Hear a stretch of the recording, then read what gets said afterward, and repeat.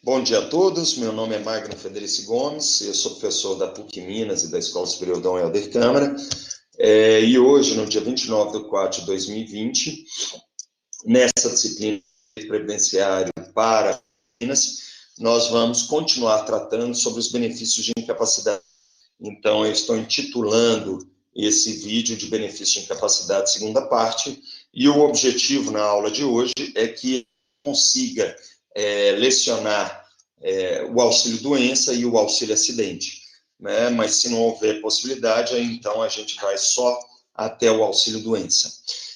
Quando nós falamos de auxílio-doença, o auxílio-doença é um benefício de prestação continuada, significa que ele é pago mês a mês, tá? Ele é substitutivo do salário de ação, e então isso significa que o valor mínimo dele é de piso previdenciário e o máximo é de teto previdenciário, e eu posso falar para vocês que a possibilidade de você receber teto previdenciário em auxílio-doença é quase impossível. E por que quase impossível? Porque a RMI do auxílio-doença equivale a 91% do salário de benefício. Então, se é 91% do salário de benefício e as instituições sociais ficam limitadas acredito eu que, se não recolhimentos em valores superiores ao teto, o máximo que você vai conseguir é receber 91% do teto. Mas, de uma forma ou de outra, eu ainda não falei dos requisitos do auxílio-doença, então eu volto nessa parte em momento posterior do vídeo. Além disso, eu informo a todos que estão aqui na nossa sala de aula que vocês estão gravados e que essa aula vai ser posteriormente lançada no YouTube para todos se interessarem por benefícios previdenciários. Dito isso, vamos aos requisitos do auxílio-doença. E ao falar nos requisitos do auxílio-doença, nós temos 3 requisitos cumulados que devem estar concomitantemente aplicáveis ao caso concreto para que seja concedido o benefício, seja na esfera administrativa pelo INSS ou, no caso de indeferimento na esfera administrativa, seja por parte do juiz federal do foro de domicílio segurado, tá? E, então, o que nós temos? Primeiro requisito é o que nós chamamos de incapacidade total para as atividades habituais. Então, a incapacidade total, ela é diferente do que nós chamamos no vídeo anterior de incapacidade substancial. Porque a incapacidade substancial é um requisito da aposentadoria por invalidez. E a incapacidade substancial, o segurado não tem capacidade de exercer qualquer atividade laboral que garanta a sua subsistência.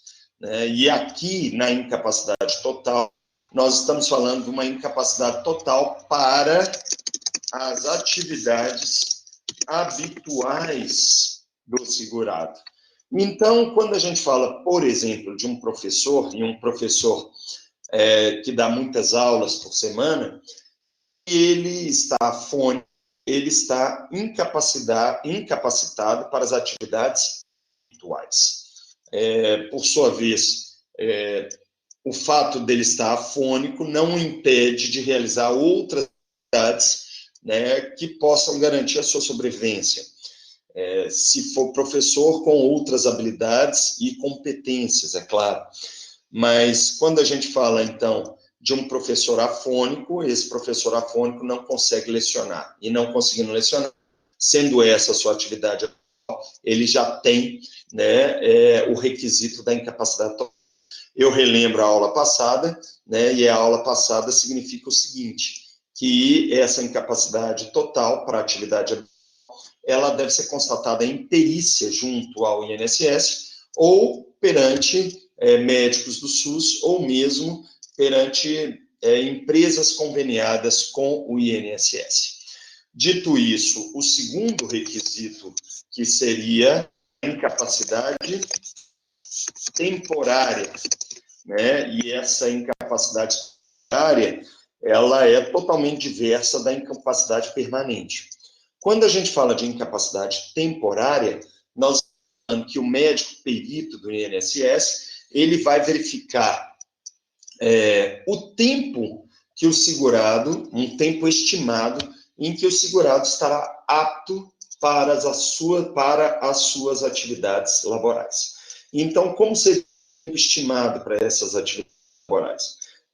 Se em até 2 anos, que a lei fala no período de 2 anos, o perito conseguir estimar o retorno à capacidade laboral, ele vai ser beneficiário de auxílio-doença. Então, como é que seria feita essa análise? No momento da perícia administrativa junto ao INSS, que hoje em dia está sendo feita virtualmente, né, em função do período de isolamento do Covid-19, né, o médico perito vai falar, em função desse tipo de enfermidade, eu acredito que o segurado estará apto para o trabalho dentro de 2 meses, do início de incapacidade. E aí ele vai lá no sistema do INSS e lança 2 meses de auxílio-doença para o segurado. Tá claro, senhores? E aí, na hora que chegar no final desses 2 meses, o segurado, independentemente de nova perícia, ele vai ter a cessação do seu benefício. E aí, o benefício de auxílio. Tá claro, gente? Apesar da justiça já ter falado que a alta pré-agendada é ilegal, tá? A única forma de você impugnar essa alta pré-agendada é contratando um advogado de direito previdenciário para ajuizar uma ação previdenciária de restabelecimento do auxílio-doença. Mas aí tem outra alternativa na esfera administrativa. Se, ao final daquele período de 2 meses, o segurado ainda é incapacitado para as atividades laborais, ele pega novo relatório médico com seu médico de confiança, tá? E formula novo requerimento de auxílio-doença, junto ao datafone, né? Ou via internet no meu INSS. Então, você vai lá e faz aquele requerimento. Muita atenção. Esse novo requerimento tem que ser no prazo de 30 dias da cessação daquele benefício previdenciário. Por quê?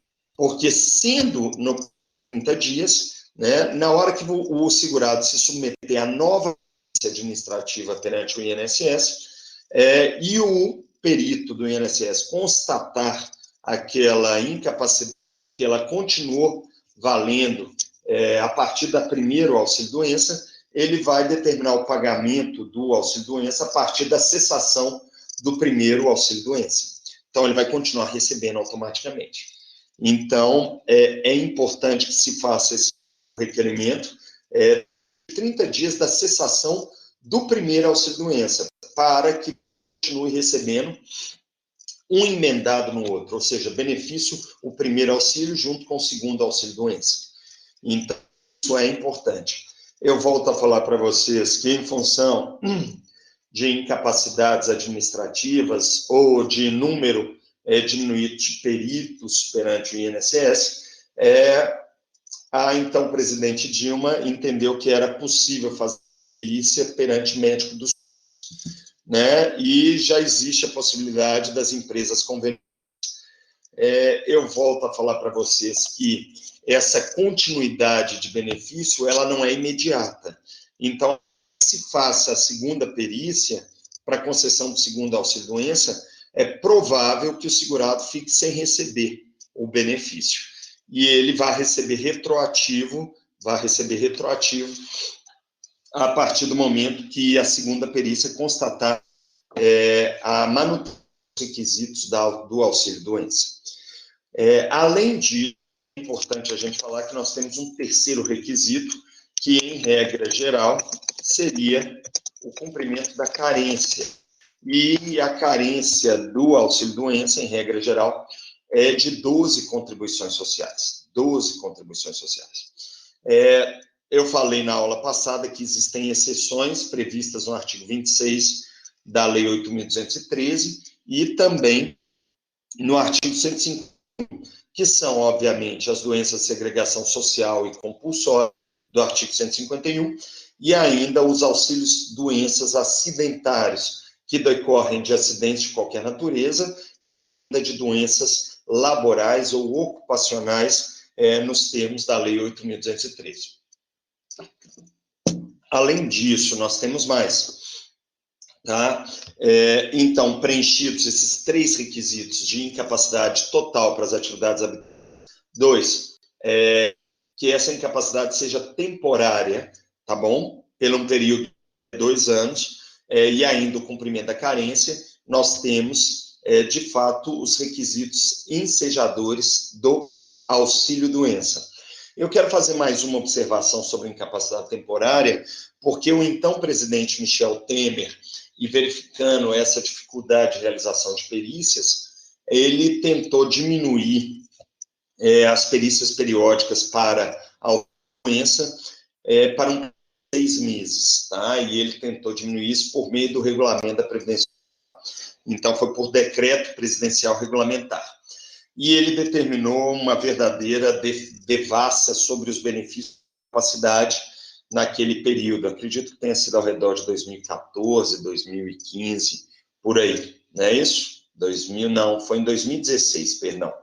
E aí, nesse período de 2016, ele determinou a convocação de todos os beneficiários, os dependentes que estavam de benefício de incapacidade para nova perícia, para, de fato, a manutenção ou a cessação dos benefícios de incapacidade dessa população. Eu saliento para vocês aquilo que eu já falei na passada, que se o beneficiário de aposentadoria por invalidez ou auxílio-doença retornar voluntariamente ao trabalho, isso importa em cancelamento imediato do benefício de incapacidade. Tá? Essa regra não se aplica para o auxílio-acidente, porque o auxílio-acidente tem peculiaridades, e entre as peculiaridades, o acidente não é um benefício substitutivo do salário de contribuição, ou seja, ele só tem caráter indenizatório. Então, é possível trabalhar e estar em gozo de auxílio-acidente simultaneamente. E eu vou falar disso novamente quando eu falar do auxílio-acidente. Então, dito essas e apresentadas essas considerações sobre os requisitos básicos para a concessão do auxílio-doença, né, nós vamos agora para os requisitos, para os outros elementos característicos do auxílio-doença. Então, quando a gente fala de auxílio-doença, eu falei os artigos, mas eu vou falar aqui agora para vocês, ele está previsto nos artigos 59 e seguintes do Plano de Benefício da Previdência Social, que é a Lei 8.213, né, e ele está previsto também, se não me falha a memória, lá nos artigos 65, deixa eu ver, não é o 65, não, ele vai estar no, só um minutinho, vai estar no artigo 59 e seguintes do regulamento, não, peraí, o artigo 65 do regulamento da Previdência Social, e esse vai estar ao redor desse artigo, e nesse artigo 65, deixa eu só conferir,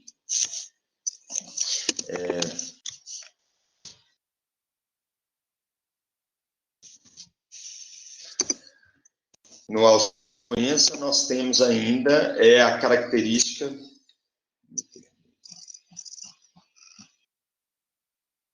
isso, ele vai estar no artigo 71 e seguintes do decreto 3.048.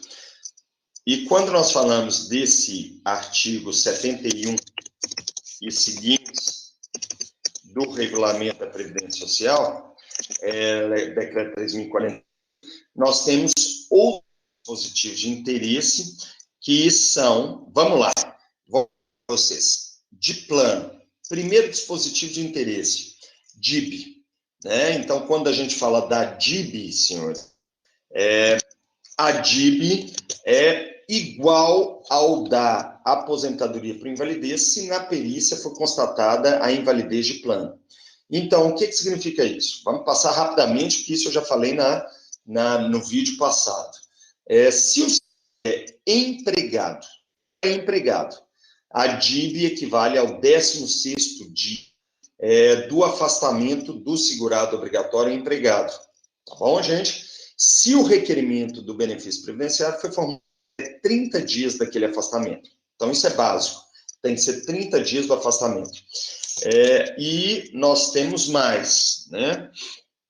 Se por acaso for requerido após esses 30 dias do afastamento, o benefício de auxílio-doença, o DIB vai ser igual a DER, ou seja, data de início de benefício é igual à data de entrada do requerimento administrativo.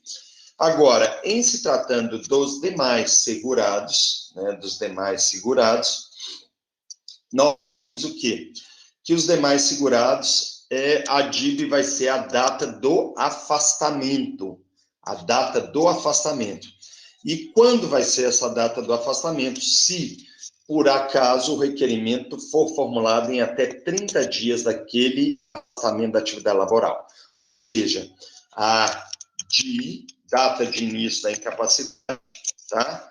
É igual a DIB se requerido o benefício em 30 dias do início da incapacidade. Tá bom, senhores? Então, essa é a regra para os demais segurados. Quais são os demais segurados? Empregado doméstico, né, isso, trabalhador avulso, segurado especial, contribuinte individual e segurado ativo, que também tem direito a auxílio-doença. Tá claro, gente? Então, muita atenção com isso. Agora, se passados os 30 dias da data de início da incapacidade, não é isso? DIB vai ser igual a DER, a data de entrada do requerimento. E essa é a regra prevista, né, no nosso artigo 60, né, 61, e eu volto a falar para vocês que durante de interrupção do contrato de trabalho, que são os primeiros 15 dias do afastamento do segurado obrigatório empregado, ele recebe a remuneração, né, da própria empregadora. Tudo bem, senhores? Então, nós temos que analisar esses aspectos, porque, de fato, pode haver uma verdadeira controvérsia entre o INSS, entre o empregador e entre o segurado. Porque que o INSS fale que o segurado está apto para o trabalho e o empregador não reconheça essa aptidão para a atividade laboral. E aí é uma confusão séria que deve ser resolvida por meio da intervenção de um advogado. Tá bom, senhores? Por quê? O primeiro passo é ajuizar a ação na Justiça Federal para fazer a perícia judicial se de fato existe a incapacidade. Se a incapacidade, os requisitos para o auxílio-doença existirem, aí o que tem que ser feito? O processo vai continuar e o juiz federal vai determinar que o INSS pague benefício previdenciário. No entanto, se o INSS constatou a capacidade laboral, é necessária a expedição de uma certidão de aptidão para o trabalho por parte do INSS, então o segurado pode requerer isso no INSS, e depois vai juizar a ação na Justiça Federal. Se a perícia judicial da Justiça Federal constatar a capacidade para atividade laboral, tá? Ele deve pegar a certidão do INSS mais oficial e ir atrás do seu empregador. E se o seu empregador ainda se recusar a restituí-lo ao posto de trabalho, aí tem que ser ajuizada uma ação de reintegração de emprego, né? E essa reintegração de emprego deve ser ajuizada na Justiça do Trabalho, ou seja, na Justiça Especializada do Trabalho, perante uma vara trabalhista. E aí é o trabalhista que vai obrigar o empregador, né, a recolocar o segurado em exercício de atividade laboral. Tá? E enquanto isso, segurados, trabalhadores, empregados, infelizmente, vocês ficam sem receber nada. Mas a possibilidade de vocês ganharem a ação de justiça laboral é muito, mas muito grande mesmo. E dito isso, a gente volta aos requisitos. E quando nós estamos falando requisitos, não, aos elementos constitutivos do auxílio-doença. Ainda falando de auxílio-doença, como eu falei antigamente, no artigo 61 do plano de benefício, lá fala a RMI do auxílio-doença. e a RMI é igual a 91% do de benefício.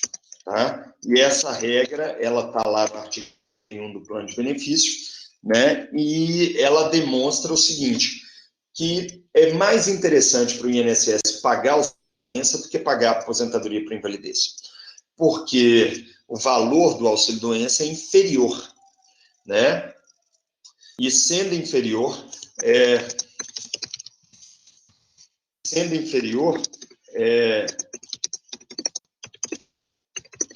nós temos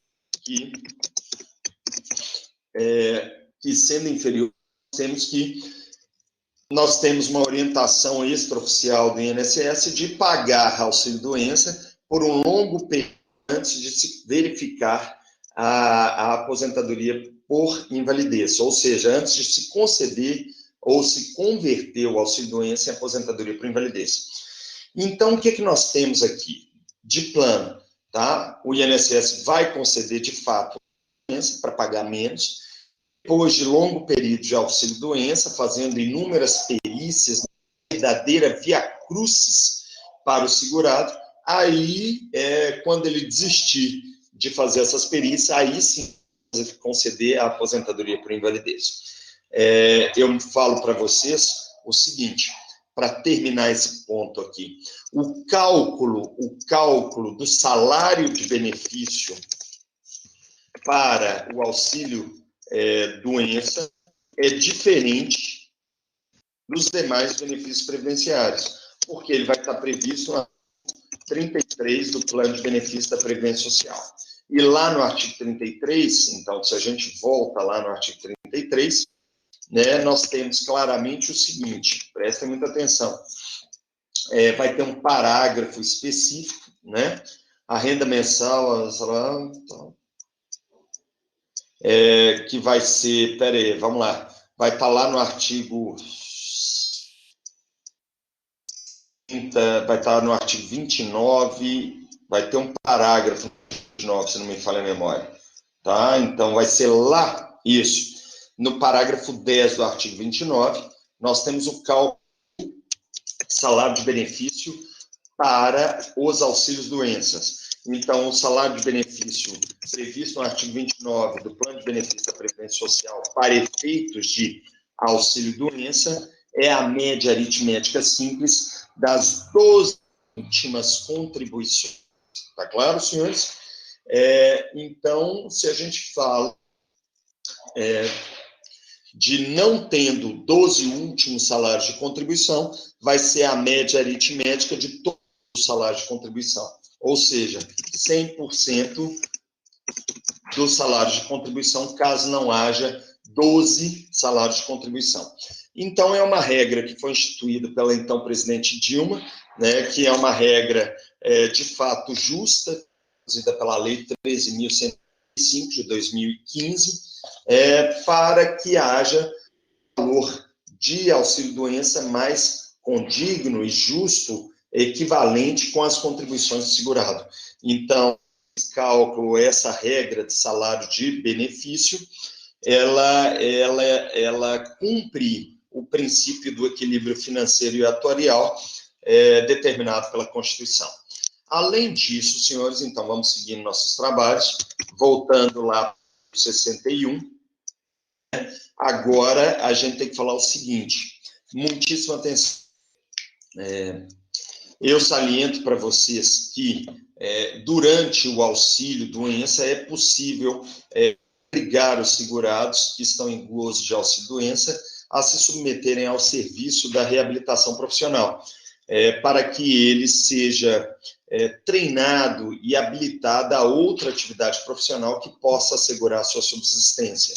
Tá? E caso o segurado não se submeta a essa atividade de reabilitação profissional, haverá suspensão do benefício até que ele comece a se submeter a essa atividade de reabilitação.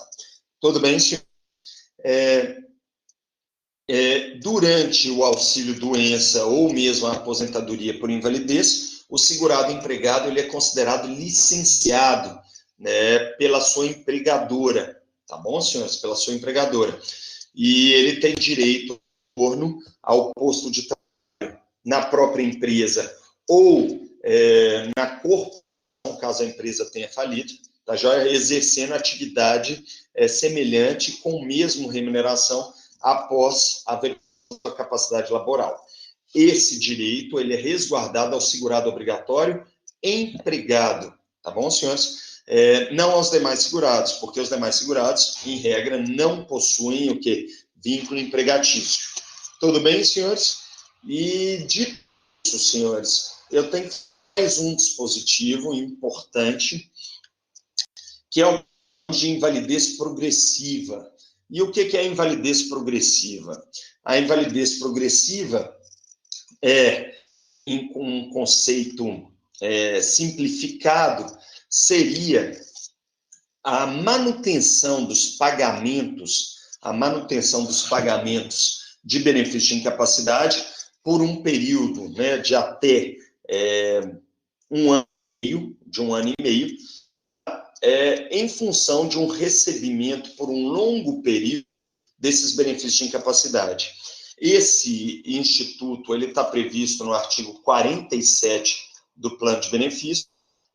O INSS outorga a ele uma interpretação restritiva, somente concedendo esse benefício aos casos de aposentadoria por invalidez, mas eu entendo que também é possível conceder a invalidez progressiva para aqueles casos de auxílio-doença, tá?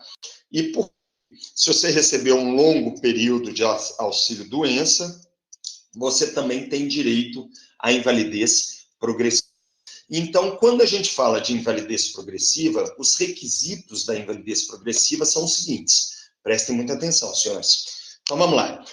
Se o segurado está em gozo de benefício de incapacidade por um período de até 5 anos, tá joia, senhores? E recebe até 5 anos sem interrupção, ou sem interrupção desse benefício, o benefício ele cessa de imediato se o segurado é empregado e ele tem direito ao retorno ao seu posto de trabalho. Não é isso? Tá claro, senhores? Então, por exemplo, se eu sou empregado, tenho carteira de trabalho e previdência social assinada, ou eu estou arrolado ou qualificado como segurado obrigatório empregado em alguma daquelas formas na lei, mesmo sem carteira de trabalho, né, ou por irregularidade trabalhista, né, ou ilegalidade trabalhista do empregador, se eu volto para a atividade laboral junto àquele empregador, cessa. Então, eu não tenho direito à invalidez progressiva. Agora, se eu não tenho direito ao posto de trabalho, tá bom? Não tenho direito ao posto de trabalho, e eu recebi benefício de incapacidade durante um período inferior de 5 anos, ou seja, até 5 anos, receber o número de meses de benefício de incapacidade equivalentes aos anos em que eu gozei do benefício de incapacidade. Ou seja, se eu tive 3 anos de auxílio-doença ou de aposentadoria por invalidez, né, eu vou receber mais 3 meses de benefício de incapacidade, mesmo estando apto para atividade laboral, tá bom? Agora, vamos lá, presta atenção. Se houve recuperação parcial da capacidade laboral, e aí eu estou falando do inciso 2 do artigo 47. Primeiro caso, eu tinha 100% de capacidade laboral e eu passei a ter o quê? Só 50%. Então, eu vou passar o que nós chamamos de auxílio-acidente. E, além disso, tá? Ou, melhor, ou se eu tiver um período superior a 5 anos, também isso é muito importante. Tá? Então, vamos lá. Se eu tive, muitíssima atenção,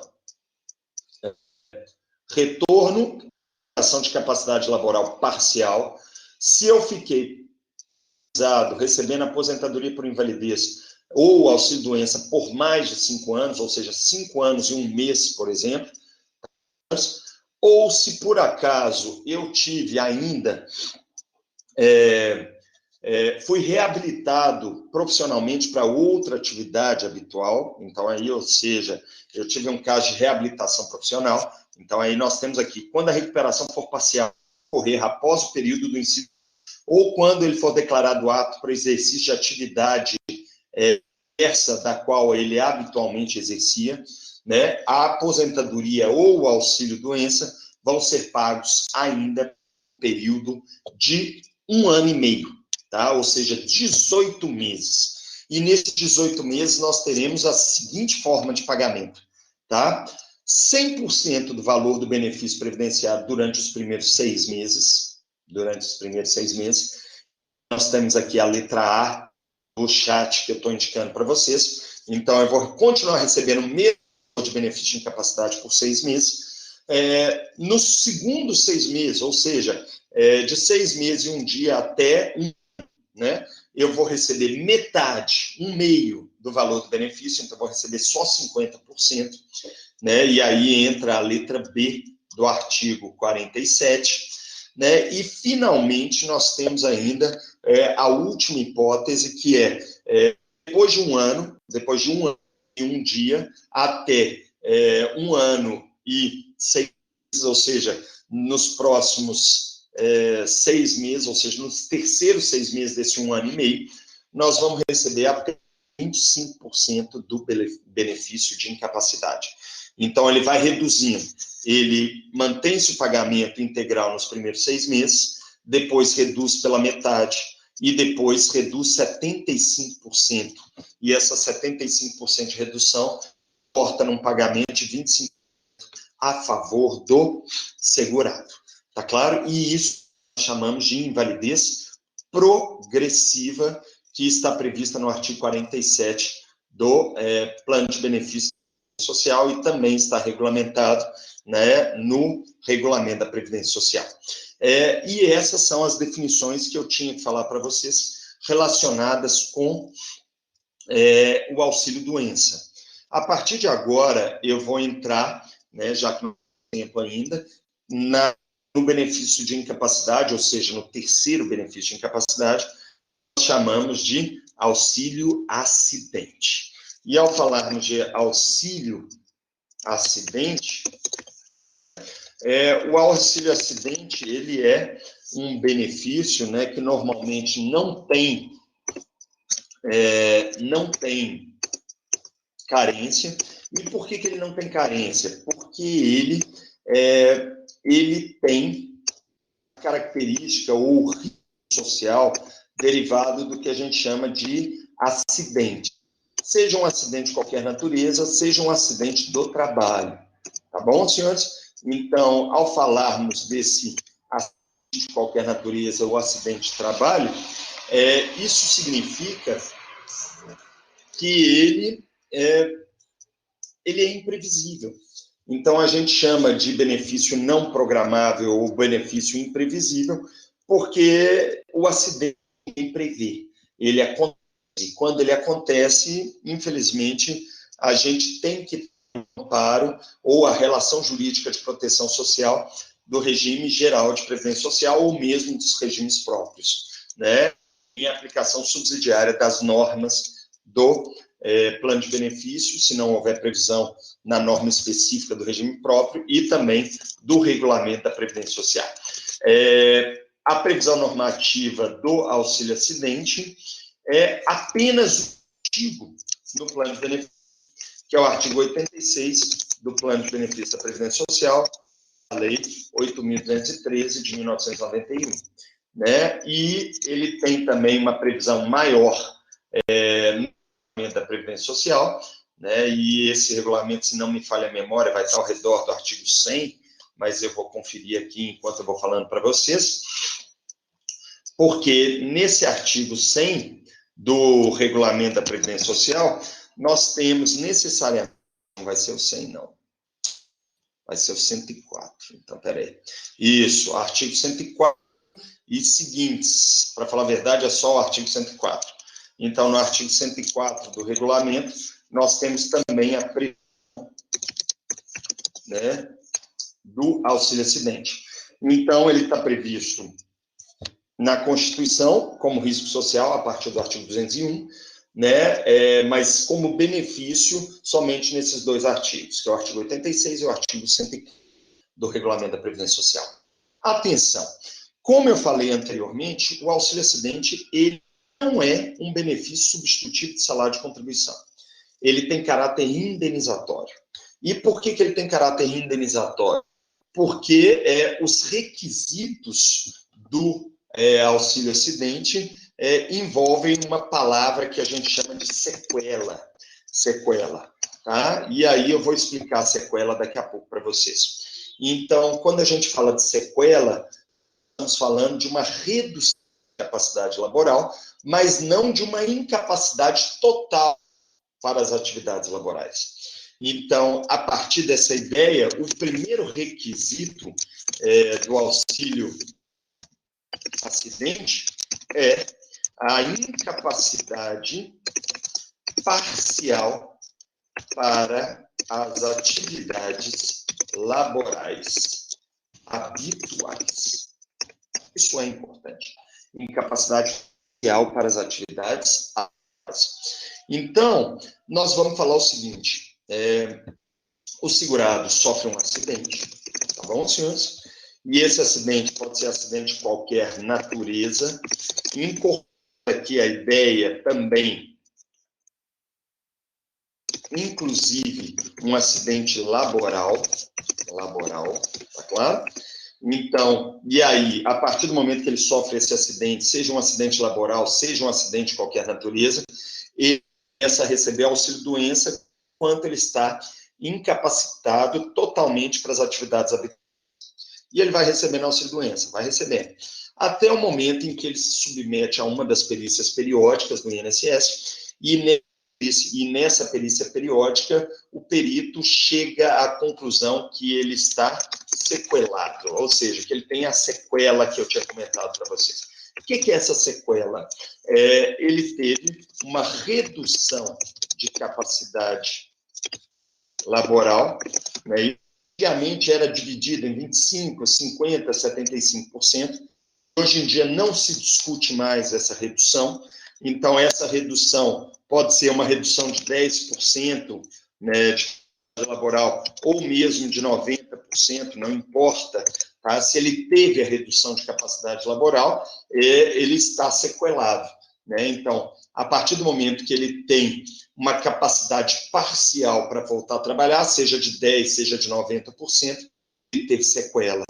E a sequela, ela caracteriza o segundo requisito, que é essa incapacidade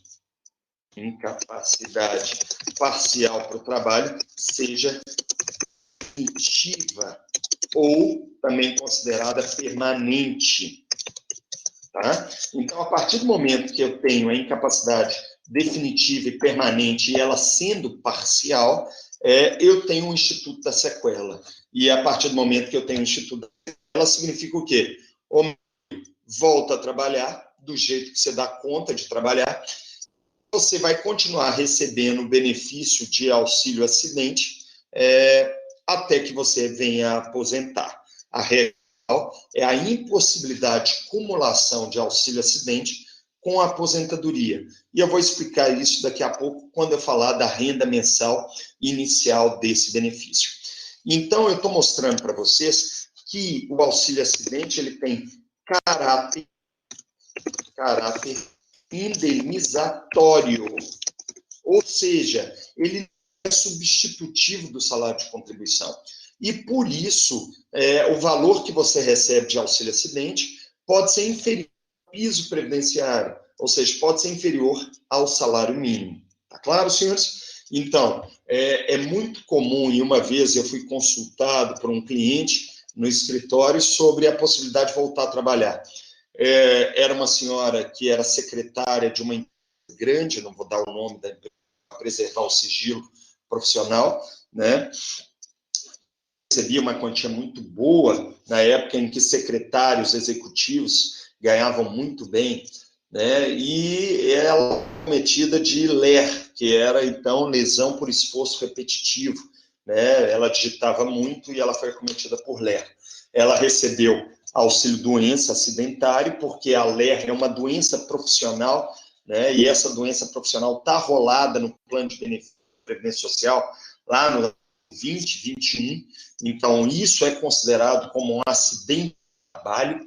E a partir do momento que ela recebeu o auxílio-doença acidentário, na hora que ele se submeter na perícia de auxílio-doença, e enquanto ela estava em auxílio-doença, ela não podia voltar a trabalhar, ela verificou, ou o perito do INSS verificou que ela poderia voltar a trabalhar, em parte, porque ela tinha recuperado, em parte, a moção das mãos, então ela podia trabalhar. Só que aí eles converteram o auxílio acidentário dela em auxílio acidente. E ela passou a receber 50% da remuneração que ela ia. Não era nem 50%. Ela passou a receber auxílio acidente num valor que eu vou falar daqui a pouco, que é 50% da RMI, né, do salário de benefício. A RMI equivale a 50% do salário de benefício.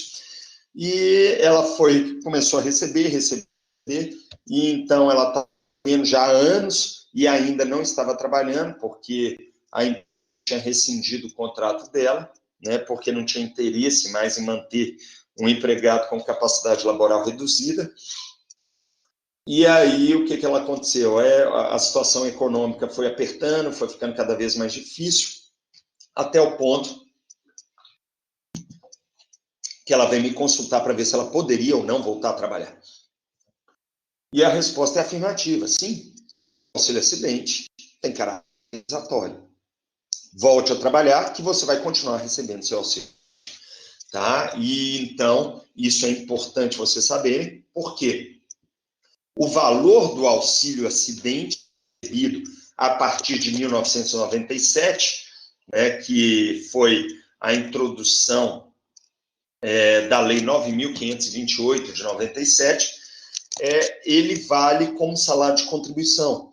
Então, ele vai entrar no cálculo dos seus futuros benefícios previdenciários. Então, se, por exemplo, uma pessoa recebe R$1.000 de auxílio acidente, esses R$3.000 entram como salário de contribuição. E se a pessoa ainda continuar trabalhando e ganhando seu salário normalmente, ou a sua remuneração, e continuando contribuindo para o INSS, o valor complementar vai ser adicionado ao valor do salário de contribuição.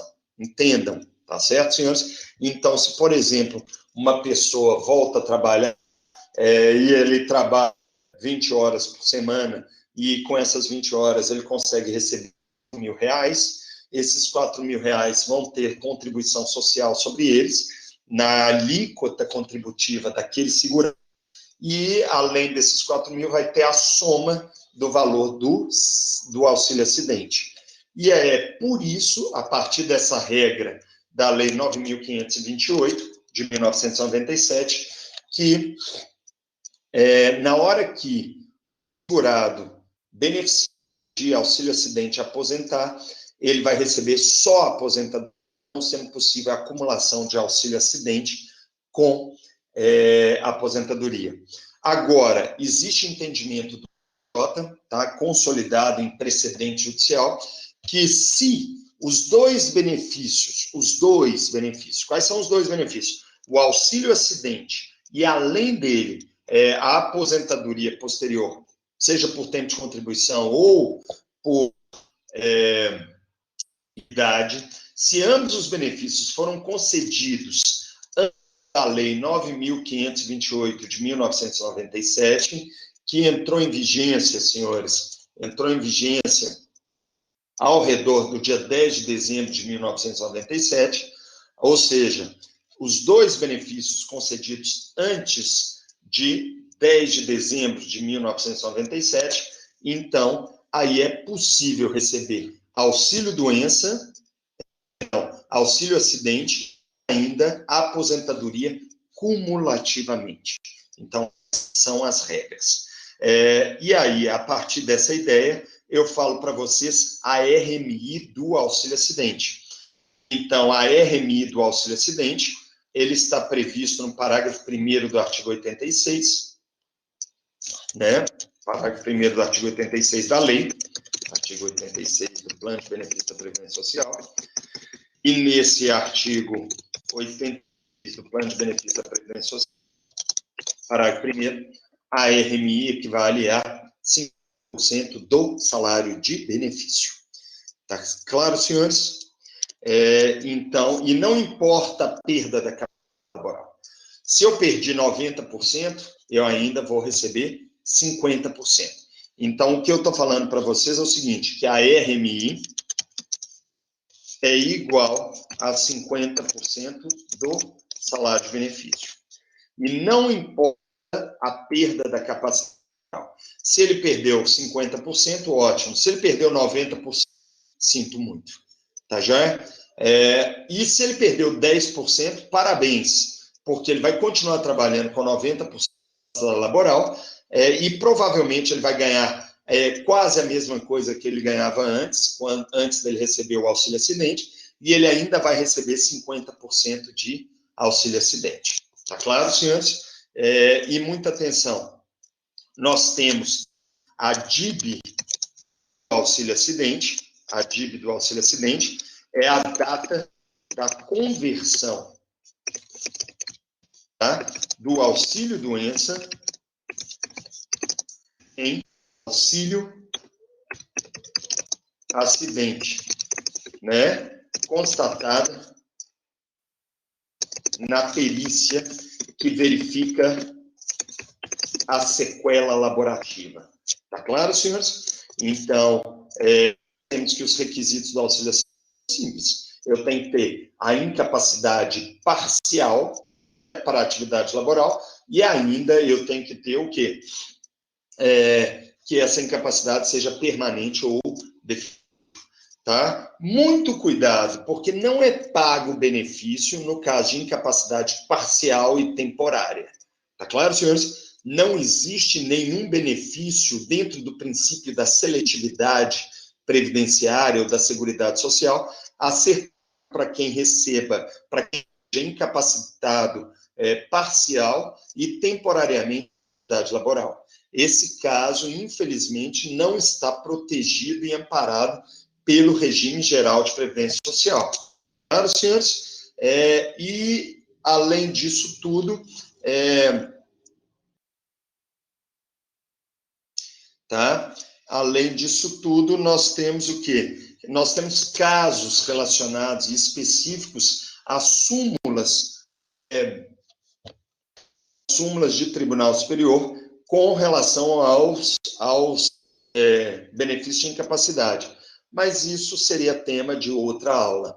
E, nesse momento, eu vou encerrar a aula que diz respeito aos benefícios de incapacidade e eu vou me colocar à disposição dos presentes aqui na nossa web aula para responder eventuais perguntas. Muito obrigado a todos, tá? E em momentos de coronavírus, eu peço a todos que cuidem muito, muito, muito, porque, de uma forma ou de outra, nós temos aí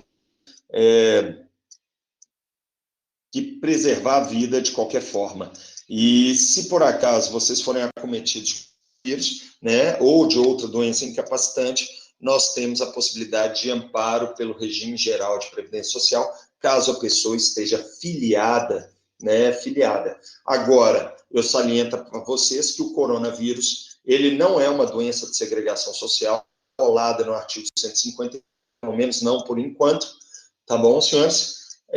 Então, para que a pessoa seja beneficiada, seja por auxílio-doença, seja por aposentadoria por invalidez, e vamos torcer, né, porque não é o caso de sequela, pelo menos não o que a gente está vendo na medicina, por auxílio-acidente, ele vai ter que ter cumprido o mínimo de carência para receber benefício de incapacidade por coronavírus. Para os senhores, que são 12 contribuições sociais. De qualquer forma, senhores, eu agradeço a atenção de vocês e até o próximo vídeo. Muito obrigado. Até mais.